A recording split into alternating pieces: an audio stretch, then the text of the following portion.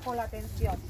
Y es que los materiales que se utilizan a la hora de elaborar, de construir estos muros, vemos piedra local, pero mezclamos algo que se llama sillarejo. Fijaros, sillarejo ya está casi menospreciando, ¿no? Y sillarejo es coger una piedra que no está labrada y utilizarla para construir un muro. Pero es que después estamos utilizando para el mismo muro el sillar, ¿no? Palabra mayúscula, sillar. ¿Por qué? Porque ya ahí conlleva un trabajo de labrado, trabajo de cantería. Que este tipo de trabajo, os estoy comentando que los indígenas no lo conocían para este uso, ¿vale? Por ejemplo, está aquí, ¿no? Esa es una urna con decoración en sí. El arqueólogo, si quiere comenzar con algo, es con lo que se llama tipología del material cerámico. Si yo digo que es esto, porque he reconocido ya muchas veces lo que es esto, lo que es la taza, dónde se pone la decoración. Y esto me da a mí para decir una variante de las ánforas, que son otros cacharros de cocina, de cosas funcionales distintas. Y yo con eso me da una pista. Osvaldo Arteaga, porque es mejor que el carbono 14. Porque lo han castigado, maestro, en Cartago, clasificaron las 300 cajas de material que había en Cartago para enterarnos cómo es el material fenicio que nos podemos encontrar aquí. Horas y horas y horas. Yo creo que mi inteligencia da para más, pero si no te embrutece, pero cierra los ojos y la veo entera. Eso no lo puede hacer usted si no ha visto 20.000 cacharros enteros para saber de este. Yo te conozco bacalao que venga disfrazado. Una vez que tienes esto, por eso puedo ayudar en la perforación al geólogo, porque a mí para clasificar con esto me basta. Otros para clasificar tienen que darle el cacharro entero, la forma. Bueno, pues claro, así cualquiera, ¿no? Porque entero un cacharro, pues por eso lo que nos encontramos en las perforaciones son cosas así o más chicas. Y al meter ahí el geólogo y decir, tenemos un sedimento, esto que yo tengo que responder en el momento, esto es ánfora tal, no sé cuánto, patatán, cronología aproximada, tal. Y así vas para adelante, por eso con el geólogo, él termina aprendiendo tipología cerámica y yo termino aprendiendo sedimentación. Es así el intercambio, porque el proyecto es común. Entonces, esto es lo que dice que cuando llegamos a época romana y aplicamos la técnica que es fabulosa para 15.000 años atrás o 5.000 años atrás, el famoso carbono 14, ¿no? Es útil, depende de qué escala de tiempo, útil cuando te diga 3.000 más o menos 20, 3.000 más o menos 10, 3.000 más o menos el margen de error. Y llegamos a época romana y te dice 5 más o menos 20. Eso te aproxima por la época de Augusto, pero Osvaldo Arteaga es mejor que el carbono 14 porque te dice, esta ánfora, por lo que ya he dicho, por comercio, se producen en la península, la llevan a Roma, a Nona. El monte Testacio crece con desperdicios de ánforas de Occidente, pero es que el destino final son para los ejércitos que están en el Rin. Y un ejército en el Rin dice, Oberhausen fue ocupado en el año 5 antes. Si yo lo sé, digo, miren, esto tipo Oberhausen, tipo Alten, porque los campamentos se mueven. Y por eso para datar con precisión, atendemos primero a la expansión romana en el Rin, en el Limes romano, porque eso nos permite datar con precisiones sin carbono 14, porque si carbono 14 de época de Augusto, que te diga 5 más o menos 20, pues es una pamplina, o sea, no está datando más. Entonces por esto la tipología es muy importante. Y uno que quiere ser arqueólogo, si tiene algo que aprender es el sistema de estratificación, para poder leer. Pero para poder leer, ¿qué? El contenido, sea erosivo, sea anfórico, y eso es lo que va tejiendo una trama, ¿verdad?, de información cruzada para poder llegar después a conclusiones que sean históricas. Ahora va esto. Ay. Y todo eso se queda ahí, todo eso se queda ahí. Perdona, todo eso se queda ahí, no pasa nada. Pues se queda ahí, ¿no? Por ejemplo, por costumbre, nunca donde hacemos las prospecciones me llevo nada en el. Quiero decir que esto no se guarda. No hace falta. tomando nota, sabiendo lo que es, tomas nota y la dejas ahí, ya que ha estado ahí 1000 años, que se quede 1000 años más. Como caigas en la trampa, ya tú no puedes criticar el coleccionismo, ya no puedes criticar el anticuarismo, ya no puedes criticar el negocio que se hace con el bien arqueológico. Entonces tienes que también tener unos principios que son éticos y procedimientos que no son moralinas, sino conciencia de lo que se está esperando, un sitio que va a ser patrimonio universal. Y ya, perdona, se me ha escapado cuando has dicho a alguien que el muro era de norte a sur. ¿Quieres volver un poquito? Lo que estamos viendo. Sí. Evidentemente hay otro muro que cierra hacia que está este-oeste. Entonces, los que estamos viendo en la actualidad, que son los que están seccionados por la trinchera, Sí, sí. son las cabeceras que están de norte a sur, por lo menos los del edificio C. Ya, Después ya. vamos a acercarnos, que vamos a ver algunos, que si es este-oeste, Es que no Más o se me menos, había ¿eh? escapado. Luego se me olvida, pero no pasa nada. Perdona, lo de que se queda ahí, si no llegas a venir con nosotros, tú sabes que eso es Sí, algo, hombre. pues no lo recoges. Es así, la ignorancia es lo que tiene, que no lo recoge. Pero Algo afortunadamente, bueno también tiene, algo bueno también Sí, tiene. sí. Pero yo te quiero decir, no porque te lo lleve cada uno a su casa, sino que no pasa, claro, como dices, si lleva aquí el tiempo que lleve, pues que siga. Sí. hasta que Pero yo pensaba que eso se verifique. guardaba, no sé, como está en un sitio así Lo que... que procede de las excavaciones tiene que revisarlo, clasificarlo, catalogarlo, para que pueda tener una función en los museos. No excava y deja el material así. Aunque muchos arqueólogos lo hacen. En el momento en que ve que no le da el relumbrón de la propaganda, bueno, ese material que se quede en el almacén del museo. Los museos a veces están llenos de materiales sin clasificar, pero aquí no ha ocurrido eso. Aquí montábamos equipos de excavación, equipos de clasificación, dibujantes, fotógrafos, todo lo que una arqueología organizada necesita para documentar que está haciendo esa información, porque lo que puede cambiar son las interpretaciones. Pero si está rigurosamente excavado, el que venga puede retomar esa información, reinterpretar, y en eso consiste en saber ciencia. bueno, vamos a continuar. Aquí en este punto del comienzo de este puente, es para que de espaldas a esto que tenemos aquí, que es el río Vélez, nos pongamos a mirar hacia allá. ¡Qué buenos alumnos tengo hoy! Hemos hecho Gracias, me habéis hecho caso. Bueno, pues aquí en primer plano venimos de Toscano. Vuelvo a insistir, soy muy pesada, pero eso se os va a quedar marcado. Hoy día apenas imperceptible. Si no llegan a ser por esos carteles tan maravillosos que han puesto, seguro que no sabemos ni dónde está.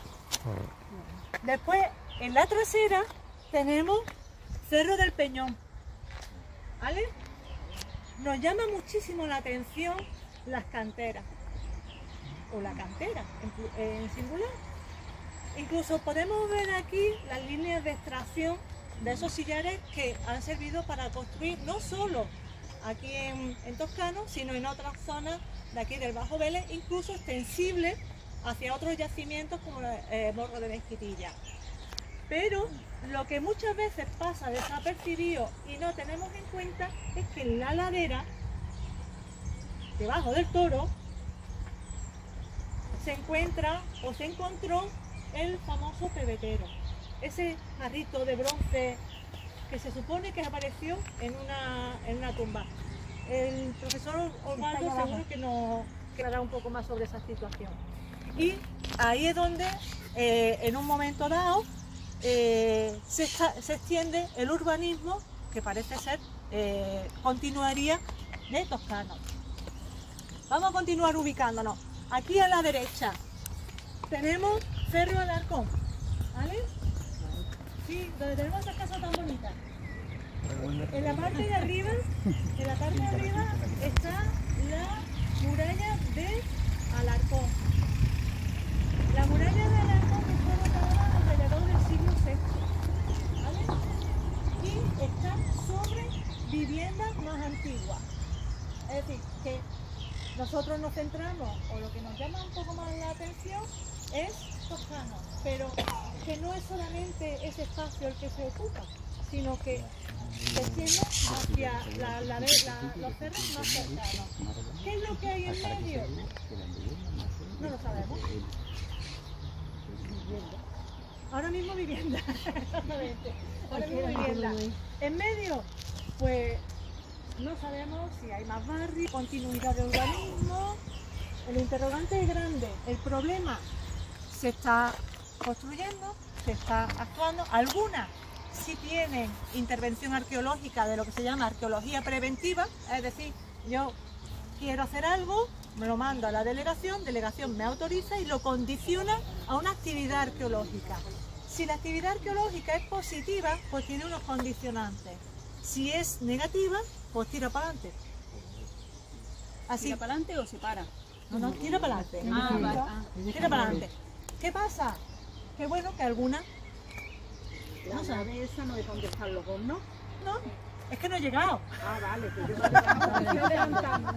Es que estoy... Conocemos el tema. Es que yo, como ya habéis venido una pila de veces. Bueno, antes de llegar a la nave donde está, bueno, la nave, los hornos de manganeto, debajo. Esta es la aquí de primera. Y entre la nave y el cerro, Osvaldo, Aquí para poder entender eso que ya he dicho, hay que tener en cuenta que no solo que si es una zona portuaria con almacén, lo que llega es un dominio territorial que se extiende mucho más allá de lo que es el almacén. La pista de lo que hablo de piezas metálicas fue de lo primero que se conocía en el Cerro del Peñón. Cuando nosotros hicimos las excavaciones, todos son imágenes en la ladera, lo que encontramos fueron hornos de fundición de material de hierro, quiere decir que buscan para la estructura de los hornos de dónde viene el viento, cómo sopla para que sea para subir la temperatura, y eso hace que en un sector de Toscano tenían también un área industrial con hornos de fundición. Eso dice que también se protege, porque lo que hemos encontrado allí, que es lo que hemos traído, es el puerto. El puerto está al pie de la colina, el mar entra aquí al estuario y eso es un reborde costero. La utilización que tiene, eso está cerrada por una muralla que va al Cerro del Alarcón como parte y que gira y cierra en la zona del manganeso. Ahí es caber, no sé si 8, puede que haya muchos más hornos de época romana. Entonces, sigue la ocupación en el Bajo Vélez, dentro de esto, por lo que desde el Cerro del Alarcón a los próximos están las metrópolis públicas de Jardín y así sucesivamente en esa colina hasta Vélez Málaga, está toda la orilla de esa historia ocupada. Entonces eso es lo que dice que para poder entender los hornos, no es que están aislados, es que pertenecen a un urbanismo de territorio. No es que el puerto esté aislado, no, es que el puerto obedece a la misma ordenación del territorio. Y así sucesivamente los hornos hasta época romana, y lo importante es que divide lo que es un poblamiento en una orilla y en la otra orilla, que es la contraria del paleoestuario.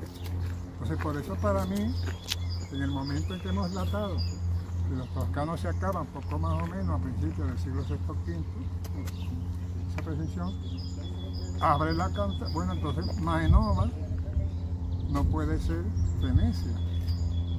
Tiene que ser entonces un poblamiento que continúa hasta época romana, donde esta se convierte por una parte, hay que verlo a la inversa, en unos sitios que están unos hornos, en otros sitios que están puertos, pero del otro lado, en el Cerro del Mar, excavado almacenes de comercio. Eso quiere decir que hay otra ordenación que está prerromana a lo que yo atribuyo que es no Maenova un punto, sino toda una ocupación a las dos orillas, en las cuales, como es lógico, la continuidad de ese poblamiento ya no la hemos visto en los toscanos, hay que buscarla en Vélez Málaga. Esa es mi teoría, que Maenova no es el Cerro del Mar. Muchas veces se dice Maenova, no. Maenova poca construcción hay para que eso sea un urbanismo. Lo que sí es que si tú colocas un casal, unas instalaciones de agua dulce para piscinas de Garon, una zona de desembarque y embarque, tiene una función portuaria que no puede ser sino ordenada de un territorio, porque los toscanos ya no puede ser. Entonces eso hace que Necrópolis Jardín se edifica en esa zona y ya es de época púnico-romana, que no de la época fenicia. Entonces, vamos ordenando un poco el territorio y como desde una colonización fenicia costera, de pronto hay un desarrollo que ya no depende de las ordenaciones fenicias, que depende ya de poblamiento del siglo V, IV, y eso, como es lógico, ya obedece a unos sistemas de territorio que para encontrar la capital hay que irse a Malaca. Quiere decir que en ese momento el territorio de los Sonomas o territorios aláteres pertenecen a la llamada polis malacitana. La polis malacitana, la capitalidad va a estar en Malaca, pero va a tener territorios distintos adscritos a esa territorialidad, y por eso hay que hablar, yo personalmente hablo de polis malacitana y Maenova, una de las ordenaciones de territorio que se integra. Y eso es lo que sirve de modelo para ver, ¿y qué pasa con Sexi? En Almuñeca, que también tiene un poblamiento paralelo al de Sexi. Almuñeca ha sido otra capitalidad, lo mismo Vallavico, en Varia, en la provincia de Almería, y así sucesivamente. O sea que los territorios se van haciendo complejos y amplios en la medida en que crecen hacia la romanización. Por eso el ordenamiento romano cambia todas las estructuras de poder, cambia todas las estructuras urbanas, pues, y eso va continuidad. Así pues, una orilla y la otra orilla del paleoislámico. La colmatación se acelera en la época de los reyes católicos. ¿Cómo ocurre esto? Porque las danas ya existían, de vez en cuando te caían. Entonces, ¿qué ocurre? Como está todo edificado en la época medieval, antes de los reyes católicos, unos sistemas de aterrazado, de regadío, vamos, la arquitectura, digámoslo así, árabe o musulmana o islámica, es la que puebla todo ese territorio del interior. Pero ¿qué pasó? La reconquista, un hecho histórico. Echan a los moriscos, quedan las laderas abandonadas, y viene la dana y crece la luz. Por eso encontramos aquí precipitados de 8 a 10 metros de limo. No, ahora lo van a creer porque hay que esperar que ocurra otra vez como las danas en Valencia para ver lo que pueda pasar cuando llueve, que reclama el camino del agua. Entonces, ¿qué han hecho? Construyendo en esa zona cuando hemos dado información de dónde no se tiene que construir. Porque como ven con torrente, las aguas dejan de ser mansas, una porque es el agua salada, y si te la atraviesas ahí como un dique, te va a llevar y te estratifica en el África si cabe.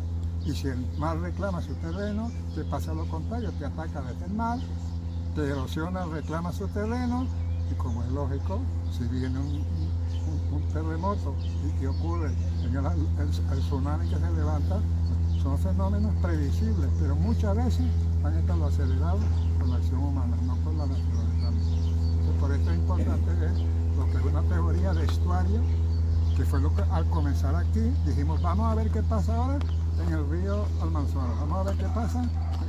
26 ríos tuvimos que analizar para ver qué fenómenos parecidos no tenían los efectos antrópicos iguales en unos y otros lados. Quiere decir que el factor humano cambia dependiendo de la economía, la propiedad de la tierra, el uso que se le dé, la circulación, y todo esto que es una teoría ya de economía política llevada a la interpretación histórica. Yo no sé si se me entiende, intento no vulgarizarlo, bajar el discurso, porque los científicos a veces hablamos de una manera que parece que es para que no se nos entienda.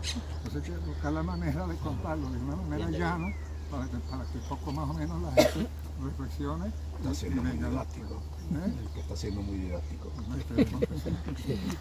Bueno, y ahora yo cuento qué piensa un político cuando está aquí, qué es lo que falta. Un político llega aquí y dice, ahí hay un núcleo de población, hoy qué pena, no tiene saneamiento, no tiene agua potable, tenemos dinerito, ¿qué vamos a hacer? Vamos a ponérsela.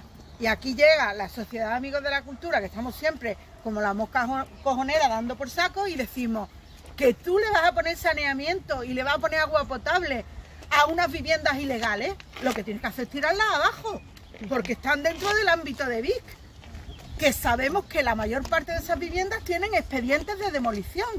Pero ¿qué pasa? Que son votos y a nadie le interesa. ¿Quién le va a poner el cascabel al gato? alguien se lo tiene que poner. Si los ayuntamientos no pueden, tendrá que ser la gente de Andalucía. Pero lo que está claro, Muy propio. lo que está claro es que esas viviendas, pues sí, tendrán que estar sin saneamiento, sin bien, porque son ilegales y están sobre un yacimiento y un bien de interés cultural. O sea, efectivamente, pero que para que os deis cuenta que piensa un político, piensa votos, necesitan saneamiento, agua, me da igual, excavar a las bravas para meterle... Me da miedo de verlas. Para esto hay una solución y es ¿Te das denunciar. cuenta? Es denunciar en el juzgado. Por lo menos que está pasando a nivel político, a nivel ciudadano y por donde viene. Porque de otra manera, solamente con escritos, nosotros como la sabemos que no da resultado. Entonces, denunciar. No hay otra solución. No van a tirar llaves en Valencia. Continúo. Esta es la parte del asentamiento más conocida, pero sin embargo, eso no quiere decir que en zonas aledañas no continúe el yacimiento. Y ahora, tengo que hacer incidencia en una circunstancia. Hay un cerro detrás, que es más pequeñito. ¿Veis las construcciones aquellas? Sí, sí. Bueno, pues justo en el espolón, o lo que queda de espolón, allí hay una de las necrópolis que hay aquí en el Bajo Vélez, y es Casa de la Viña. Voy y hago referencia a esto, pues porque se está construyendo alrededor, ¿vale? Se excavó en su momento, se supone que se protegió, se tapó y ahí está. No se llegó casi ni a publicar, se publica una parte de la necrópolis, está dentro de una publicación de la necrópolis en la zona de Vélez y de Río Algarrobo. Y bueno, ahí está publicado en Mainá, que el que quiera más información, que lo quiera desmembrar, está por ahí. Pero lo que quiero que también veamos es, dentro de este ámbito que tenemos aquí, que estaríamos en el agua, que estaríamos nadando, y que la parte sur del Cerro del Mar pues también es arrasado para la construcción del ferrocarril. Entonces, la ladera sur... Lo que yo me pregunto muchas veces, cuando hicieron ese ferrocarril, los trabajadores que empezaron a hacer ese rebaje, en algún momento tuvieron que encontrar algo, pero que bueno, no ha trascendido a nivel de constructivo, que es lo que hay, o simplemente, bueno, a lo mismo lo tienen recogido en alguna memoria y no lo sabemos. Así que simplemente eso, que veáis dónde estamos. Y profesor Arteaga, por favor añade, porque seguro que tienen muchas cosas que decir. Quiero decir una cosa que es una primicia. Que da igual ya que se entienda la voz, que visto va a pasar cosas que no se ven, sabemos que están, y por prudencia pues no se incluye muchas veces en la información. Aquí de la cisterna romana más grande que yo conozco, está por donde está el coche acá. Sí. La hemos descubierto, hemos metido al más chico de la cuadrilla de ese capote, un trabajador, atado, tomamos fotos, tapamos otra. Si no había condiciones objetivas para proteger esto, va a seguir destapando cosas. Es una cisterna enorme, y es la primera vez que considero el equipo, lo digo yo aquí y ahora porque no estoy seguro que vaya a venir, tenemos una moto enorme, Bicicleta. pero está oculta y nadie se le va a poder buscar aquí. Todos van a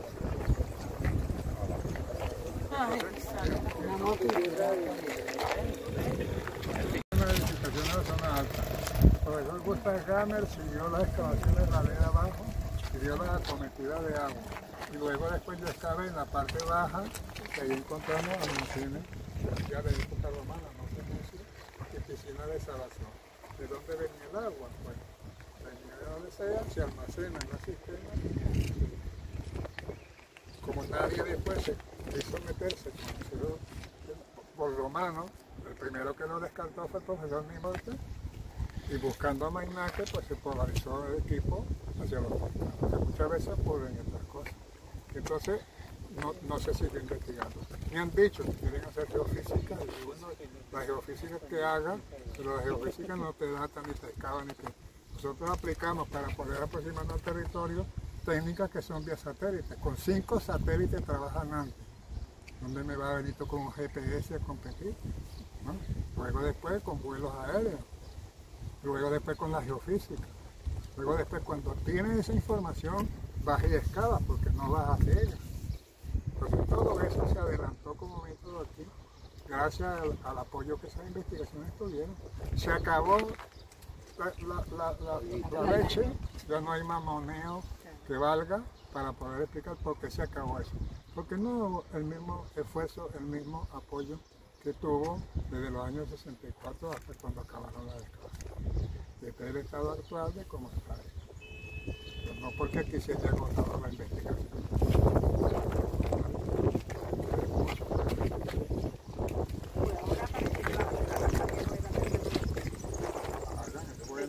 Yo creo que el ayuntamiento está a favor y la Universidad de Málaga está. No sé qué piensan hacer, pero Si ya está hecho, efectivamente. En el Guadalhorce, un edificio más. Claro. La de Banadilla, porque lo han descubierto esto y no lo teníamos ya carteado con los proyectos blancos. ¿Le han echado cuenta alguna vez la Universidad de Málaga eso? A mí que me lo digan.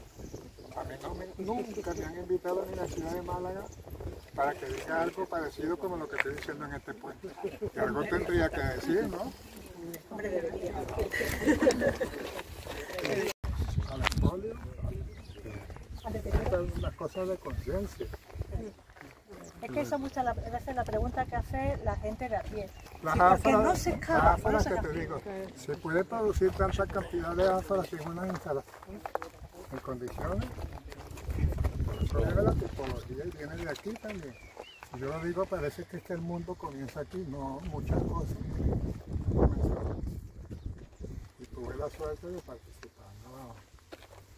Lo que venía hablando con el profesor Arteaga es que aquí en el Cerro del Mar, él a través de sus cortes estratigráficos, cuando vas excavando los niveles, los estratos de tierra, esas capas de tierra que cada una tiene unas características en las que también se presentan materiales de diferentes índoles, a partir de ahí puedes datar. ¿Cómo datas? Pues con el material cerámico. Pues hoy día se sigue utilizando esa diferenciación entre unas capas, los materiales que aparecen, una detrás de otra. Hoy día se sigue utilizando la que hizo él hace no sé cuántos años, la verdad que ahí me pierdo, la que hizo aquí en el Cerro del Mar. A partir de esos dibujos de la ánfora, pues las de época imperial, 76. Pues todavía sigue vigente esa secuenciación de las ánforas altoimperiales, las anteriores de época republicana, las de tradición púnica, es decir, toda esa secuenciación la seguimos utilizando. Y por desgracia no se le aporta el mérito que tiene el que él fuera el que hiciera este trabajo en este entorno. Entonces, porque somos humildes y no bravucones.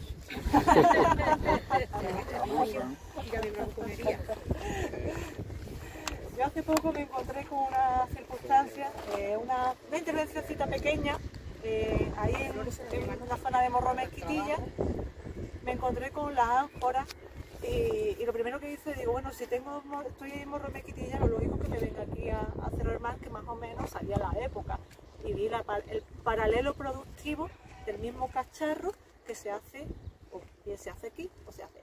Cuando él estaba comentando, voy a hacer un poco de traductora. Bien, cuando está hablando de que la cantidad de ánforas que se están fabricando, esto no es un tallercito artesanal chico y pequeño y ya está. Y yo sé que tú sabes de lo que estamos hablando, sí, ¿verdad? Pues vemos un entramado bastante, que todo muy bien organizado.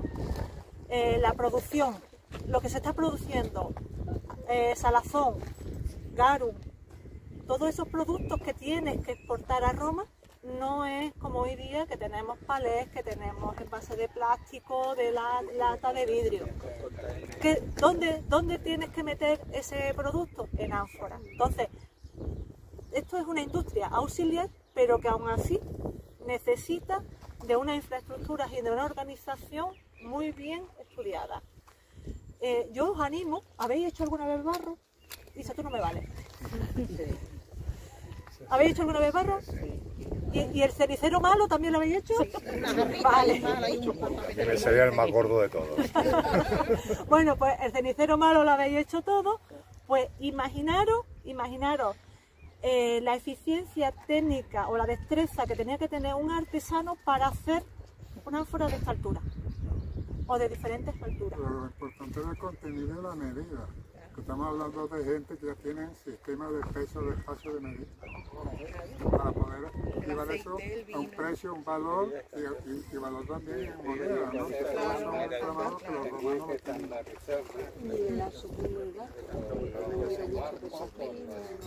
Hombre, que llegan, por ejemplo, ánforas procedentes de la Bética,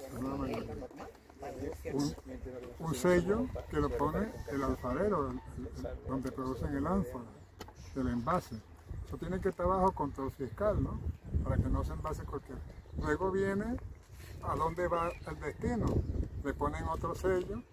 Eso te lo encuentras luego en el Limes romano, donde los ejércitos los abastecen de vino de aceite. Ahí aparece el ánfora.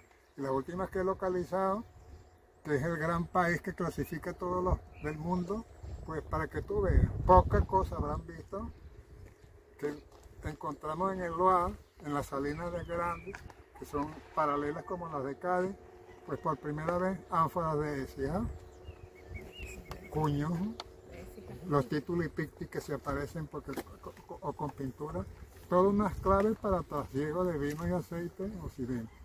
¿Y qué es lo que hace que aparezcan esas llamadas Dresel 20? Bueno, porque el señor de los Severos, el señor Septimio, se le ocurre que se hace el propietario número 1 para competir con Túnez, que él procede de ahí, y llevan al Testaccio ánforas de la Bética, pero ya el propietario máximo es él.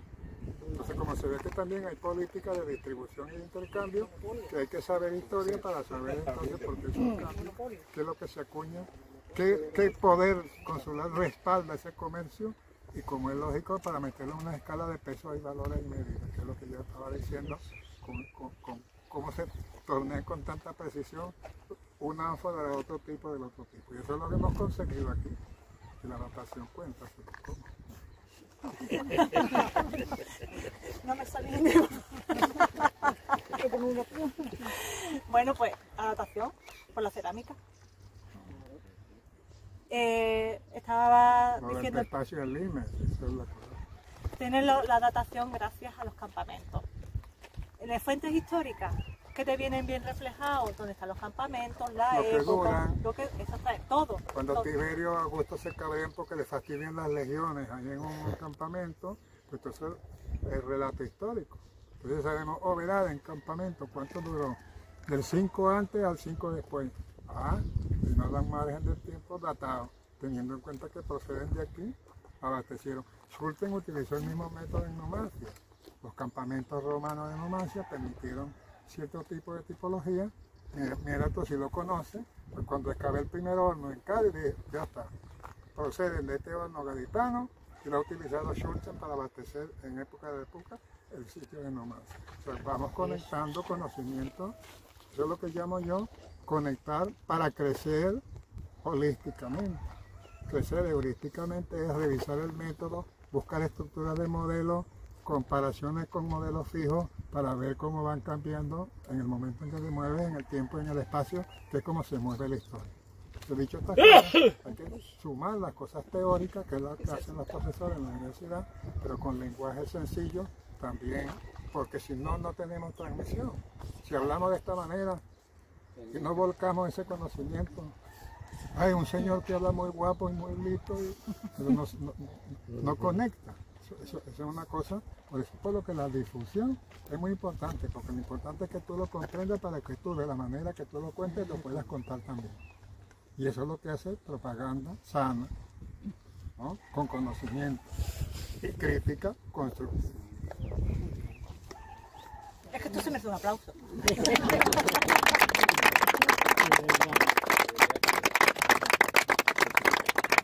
Estoy entendiendo yo. Que no se hace carbonos 14 en época romana, desde época republicana, por lo mismo, porque la caracterización de las formas cerámicas están tan sumamente bien datadas entre lo que tienes en campo con el hecho histórico, que no te hace falta. El rango es de 20 años. ¿Qué son 20 años? 20 años son nada. Cuando te pones a mirar, 20 años no son nada. prácticamente es casi nada. Entonces, cuando muchas veces nos veis envueltos entre tanto tejoleto, ¿no? Llamándolo vulgarmente, pues para eso sirve, para datar, para saber la procedencia, para saber medida, comercio, política. ¿Quién se iba a imaginar que un fragmento de cerámica te da tantísima información? Pues eso, pero también porque hay personas que se dedican a estudiarla y se hace de forma tan correcta que no sepa que le hace para seguir utilizándola y darle también un marco cronológico muy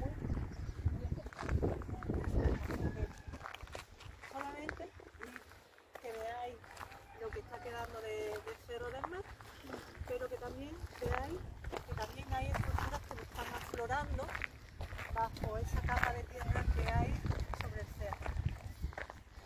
Aquí vamos a encontrar otra vez los sillares, ¿os acordáis? La cartera sigue vigente, ha estado en funcionamiento hasta hace bien poco. Si vais por la nacional,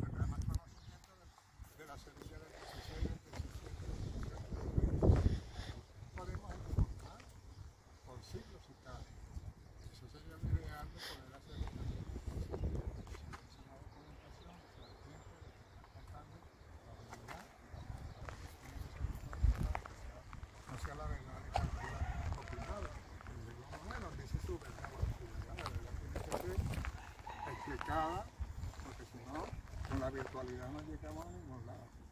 Por eso digo, la enfermedad de la era del plástico, ¿cómo se va a curar con una inteligencia artificial?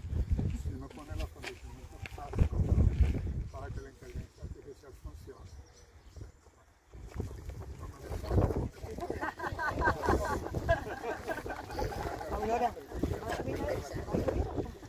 Bueno, podemos hacer, tenemos dos opciones, o el que quiera quedarse aquí, o si queréis, hoy una tarde ya, casi, sí, ya estamos en la tarde, ¿no? Casi. Ya estamos. Casi. Yo es que muchas veces digo buenos días a la hora de la cerveza, ¿no? Entonces, desde aquí podemos valorar esto que... Por favor, no me miréis a mí. Yo si queréis después os doy una foto y me veis, pero vamos a mirar el paisaje. Antes hemos comenzado la visita intentando valorar el paisaje, el impacto que ha ocasionado la deforestación, la colmatación, y ahora podemos intentar ver desde aquí, desde esta altura, que es más o menos fácil, cuál era la estructura de la antigua bahía. Ahora ya podemos ver la imponencia de Cerro del Peñón. Aquí delante Alarcón, que en la época en la que ya se ocupa Cerro del Mar, aquello ya está abandonado. Pero sin embargo hay que ponerlo en consonancia la ocupación de Cerro del Mar sí con la necrópolis del jardín que está allí enfrente. ¿Vale? La primera ocupación de Cerro del Mar estaría en el mismo horizonte que la necrópolis del jardín. Pero claro, como este establecimiento, esta ciudad, resulta que está ocupada durante un montón de tiempo, que llega a esa época tardorromana, creo que el prefecto Arteaga ha dicho esta época tan antigua, entonces hay que ponerlo también en consonancia con los hornos de manganeso que están justo delante de aquel almacén. Bueno, pues para que veáis también que a pesar de que venimos de un yacimiento fenicio arcaico alrededor ubicado cronológicamente en el siglo VIII, se abandona alrededor de finales del siglo VI y se trasladan hacia aquí. Pero, ¿por qué se mueven? ¿Por qué trasladan una ubicación a otra? ¿Tenéis vosotros la respuesta?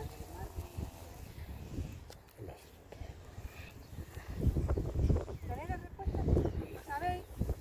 Bueno, una de las respuestas no está clara. Esto siempre hay que tirar de muchas hipótesis. Una de las hipótesis que se baraja es que el puerto que estaría situado, el puerto de Toscán, que estaría situado entre el almacén aquel de allí, la nave industrial aquella, y el yacimiento de Toscán, esa pequeña lengüita que se mete hacia adentro, parece ser que ya en aquella época están teniendo problemas de sedimentación, se está colmatando. Parece ser que esa es una de las problemáticas. ¿Qué es lo que hacen? Se vienen hacia este lado porque aquí la entrada es más libre. El puerto evidentemente está abajo. Vamos a ponerlo en otro sitio. Está menos expuesto a esa sedimentación. El estar buscando el solucionar esa problemática que se te ha planteado en aquella zona. Y también, ¿os acordáis que insistió muchísimo en que Toscano es una colinita muy pequeña? ¿Habéis visto dónde estamos ahora?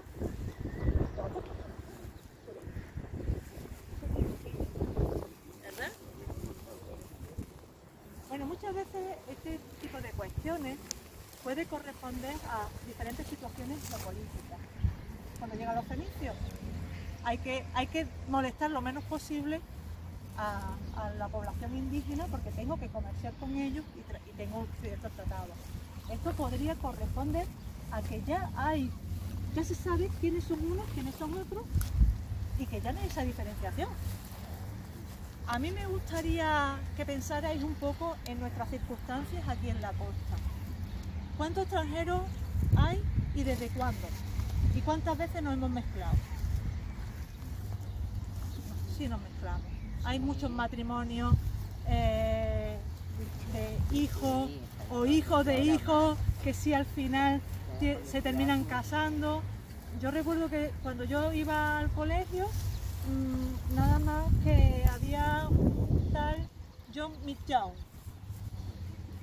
Y ahora vete al instituto a ver cuántos hijos ya, que se han mezclado. Entonces, en escasos 40 años nos vamos mezclando. Aquí que ya llevaba desde época arcaica del siglo IX hasta el siglo VI. ¿Me da tiempo? Son muchas generaciones y la relación es buena, ¿no? Porque lo que se trata es aquí lo que se trata es sacar todos beneficios, unos porque comercian y otros porque produce, y de aquí también se produce. Otra de las cuestiones muchas veces se pone en los últimos años, sale a relucir la huelga tartésica por los metales, ¿no? Pero, ¿aquí veis metales?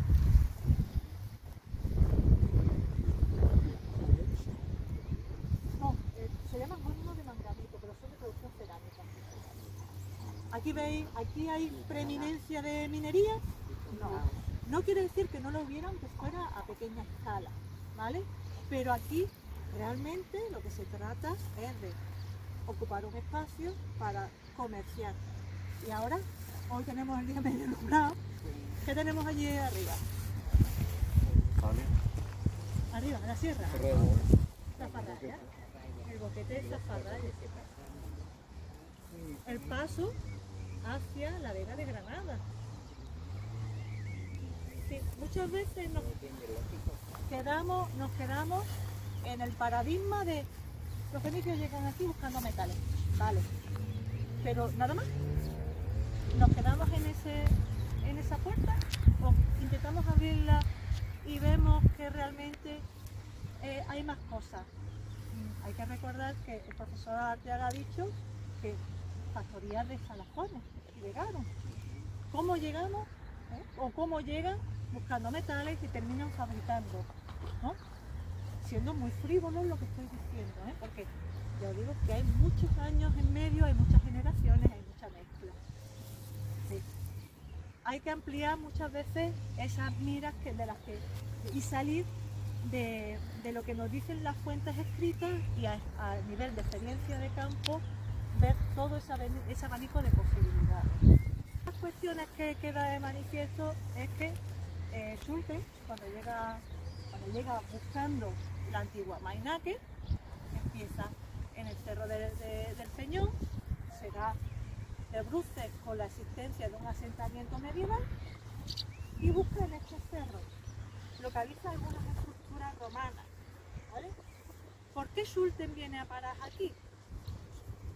Bueno, no viene de casualidad, viene buscando la antigua Mainaque, pero ¿en qué fuente antigua se recoge esa documentación sobre la antigua Mainaque? La obra marítima de Avieno, que hace una descripción. Pero ¿qué pasa con Avieno? Que no es geógrafo, no es historiador, es un poeta, y del siglo IV después de Cristo. Es decir, que la información que está dando sobre esa Mainaque es a través de otros autores, y la descripción que nos está haciendo de Mainova y de todas esas ciudades son a posteriori, es decir, tradición oral. ¿Habéis probado alguna vez hablar con que los mayores nos cuenten cosas sobre su vida, sobre las tradiciones, incluso en los pueblos? Cuando tú cuentas una cosa y cuando quieres llegar, me encanta lo del teléfono cacharrado, ¿no? Cuando empiezas a hablar, ¿qué es lo que pasa? Cuando se va deteriorando la información. Pues eso es muchas veces lo que también hay que tener en cuenta cuando cogemos una fuente. Hay que tener muy en cuenta quién nos la está contando y cuándo nos la está contando. Siglo IV, la información que llega, la descripción de este supuesto espacio, bueno, habría que ponerla con mucha cautela, ¿no? Habría que tratarla con mucha cautela. Schulte lo que hace es coger esa información e intentando ubicar ese lugar. ¿Qué es lo que nos proporciona la geología? Bueno, dice, Avieno, dice, a la entrada de, quiero recordar, lo he intentado buscar porque hacía ya mucho tiempo que no la leía y no lo he encontrado, pero a memoria, ¿no? Te dice que a la entrada en el espacio palacitano o algo por el estilo, te dice que está la ciudad de Mainova. Y te hace la descripción de que entras en una bahía, que hay un puerto, y enfrente del puerto te dice que hay una isla. Vamos a ver. Llega aquí Schulte buscando con esa información, ¿dónde está la isla? ¿Dónde está la isla? Claro. Esta ya pregunta examen. ¿Dónde está aquí la isla? ¿Pones nota a una hora o simplemente...? No, yo es que ya tengo que pasarle después que me tiene que examinar es Osvaldo a mí, entonces ya verás tú, así que no. Bueno, hoy día no la podemos ver, sin embargo, con un método, en práctica la geología, bueno, te puedes mirar. Pero a nivel de observación, hemos hablado de ecología, hemos hablado de que se está construyendo donde no se debe, pero hay una cosa que sí que es verdad que se ha estado haciendo por tradición. ¿Dónde construyen? Vamos a poner nuestros abuelos. ¿Dónde construían? En sitios altos y firmes. ¿Me podéis identificar en este espacio ese edificio que sea, vamos a ponerlo, de nuestros abuelos. Aquel de allí, En el llano, en el llano. Ahí enfrente. Aquellas casas, ¿no? Allí en aquel cerro de... No, en el llano, en el llano, en el llano. Ah, vale, abajo. En el llano.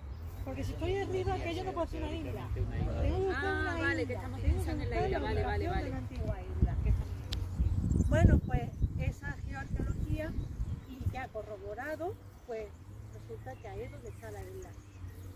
Ahora, ¿es la consagrada a la diosa Noctiluca?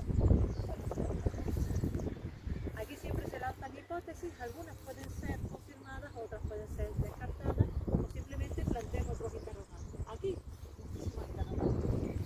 Entonces, este tipo de actividades que se están haciendo, a las que vosotros habéis asistido hoy, que asististeis ayer, pues pone en valor lo que se está intentando hacer aquí, que es recuperar la investigación que tantas líneas de investigación ha planteado y que tienen muchas respuestas todavía que dar. Así que yo, por mi parte, espero haber estado a la altura y muchas gracias por haber venido.